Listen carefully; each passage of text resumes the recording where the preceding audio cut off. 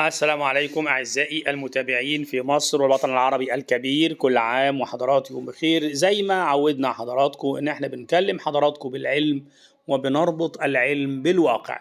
بمعنى النهاردة هنكلم حضراتكم عن أحد إضافات الأعلاف الهامة الغاية في الأهمية البسيطة جدا اللي ما بتكلفش حد. هنكلم حضراتكم عن هذه الإضافات وعما تسببه في حالة نقص هذه الإضافات. هنكلم حضراتكم عن المونوكالسيوم أو الدايكالسيوم أو على الأقل بودرة البلاط. من الآخر هنكلم حضراتكم عن مصادر الكالسيوم في العلفة الخاصة بالأبقار الحلاب والجاموس الحلاب. الدافع المهم اللي خلانا نكلم حضراتكم عنه النهاردة هو الحالة اللي قدامنا في الفيديو، وهي حالة خروج الرحم بالنسبة للجاموس الحلاب، وهي حالة متكررة وللأسف حالة تكلف أصحاب المشروعات إما الأم أو الجنين أو كليهما معا. حالة في منتهى الخطورة ومدمرة اقتصاديا بالنسبة لقطعان الجاموس أو الأبقار الحلاب. النهاردة هنكلم حضراتكم عن إضافات الكالسيوم والمقدار بتاعها، وفي خلال الفيديو أيضا هنكلمكم عن كيفية التعامل مع خروج الرحم للناس اللي هي حابة تتابع كيفية التصرف في هذه الحالة. في البداية إضافات المونوكالسيوم أو الدايكالسيوم، على الأقل لازم نضيف كالسيوم على كل علفة بنحطها للأبقار الحلاب على الأقل 10 كيلو. إذا كان حاجة راقية أو كالسيوم عالي التركيز زي الدايكالسيوم أو المونوكالسيوم، ممكن نضيف حتى 10 كيلو جرام على الطن أو 5 كيلو جرام على الطن كحد أدنى كمصدر من مصادر الهامة للكالسيوم في علائق الأبقار الحلاب والجاموس الحلاب، وخاصة إذا كانت عالية الإضرار. بالنسبة للحالات البسيطة، أنت مش قادر أو مش لاقي دايكالسيوم تضيفه، على الأقل هتضيف بودرة البلاط، ودي بتنباع عند جماعة اللي هم بتوع المواد البناء. أنا عايز بودرة بلاط، هنضيف 20 كيلو بودرة بلاط على الطن. زي ما احنا شايفين إضافات الأعلاف في الخلطة اللي قدامنا في منتهى الأهمية. لازم نضيف ملح الطعام، ولازم نضيف بودرة البلاط كمصدر من مصادر الكالسيوم في العليقة.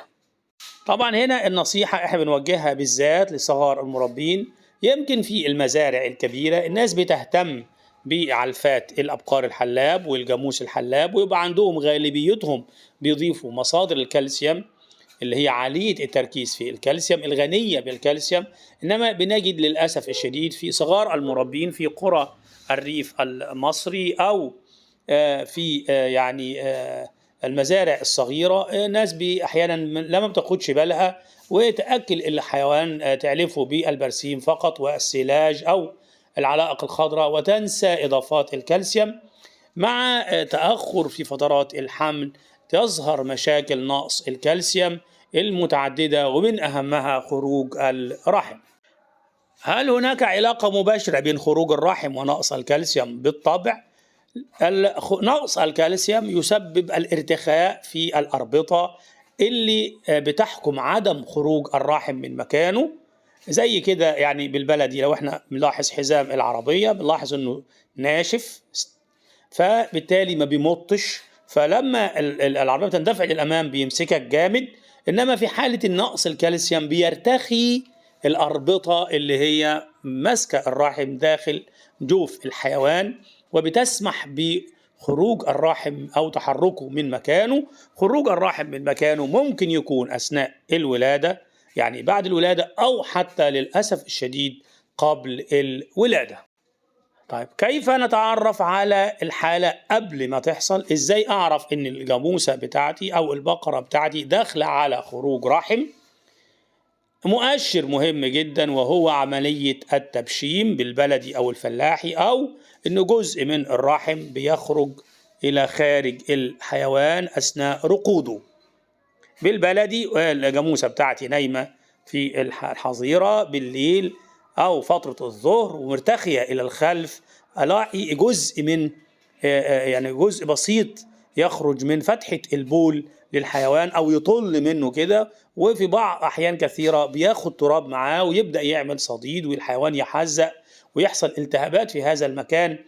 وطبعا نتيجة للتحزيق الشديد ممكن يخرج الرحم قبل عملية الولادة، وبرضه دي حالة كارثية. كيف أتصرف إذا لاحظت إن الحيوان بتاعتي عليه أعراض كالسيوم، أو أنا حريص وعايز ألحق نفسي؟ أنا بقرة بتاعتي عشر في الفترة الأخيرة، أو الجاموسة بتاعتي عشر، وخايف تدخل مني في مرحلة نقص الكالسيوم أو ويكون سبب من أسباب خروج الرحم. أولا لازم أمد الحيوان بمصدر كالسيوم في العليقة.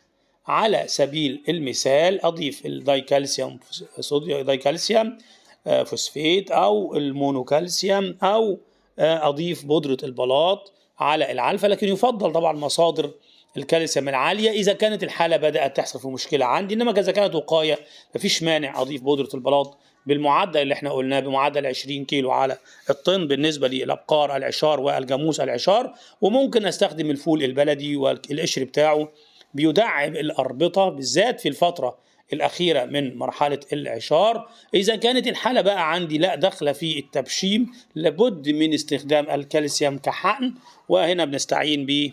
ويجب الاستعانة في هذه الحالة بالطبيب بطريق يكون عنده خبرة في عمليات الولادة ومتابعة الأبقار في آخر فترة العشار مهما كانت دراية حضرتك. وإحنا دايما بنوصيكم يا جماعة باستخدام العلم، منه تشجيعا للعلم وللعلماء، ومنه انت حضرتك مهما يكن.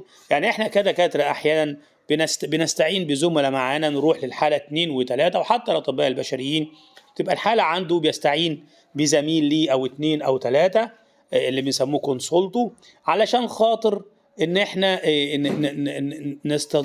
نستعين بالخبرة المشتركة. ربما يكون في عند حد فينا خبرة عن الحالة أو وجهة نظر أخرى تفيد كل الأطراف، وأنت حضرتك هكذا لابد أنك تستعين بالخبرة الطبية حتى لو كنت عندك خبرة إلى حد ما، لأن طبعا الحيوان النهاردة غالي الثمن والعلف غالي، وبالتالي ما حدناش فرصة أن احنا نهمل حتى تضيع منا الحيوان، وبالتالي ياخد وراء المشروع وندخل فيه خسائر كبيرة بسبب استخسار ان احنا نستجلب الاطباء الخبرة في التعامل مع الحيوانات. ده مهم جدا جدا، وانا بركز عليه لاني بلاحظ للاسف الشديد ان احنا بنروح للحالة بعد ما يكون الرحم طلع والحيوان ممكن يكون رقد كمان، في مش قادر يقوم بقاله 15 20 يوم، والناس بتجتهد كده اجتهاد شخصي وذاتي، وده بيؤدي الى مشاكل كثيره وكوارث كثيره. المهم يعني في نهايه الفيديو اوصي حضراتكم باستخدام الكالسيوم في علائق الحيوانات في منتهى الأهمية، بالذات الأبقار العشار والجاموس العشار، وخصوصا في آخر فترات العشار. أرجو أن أكون أعطيت حضراتكم معلومة مفيدة في هذا الفيديو، والسلام عليكم ورحمة الله وبركاته.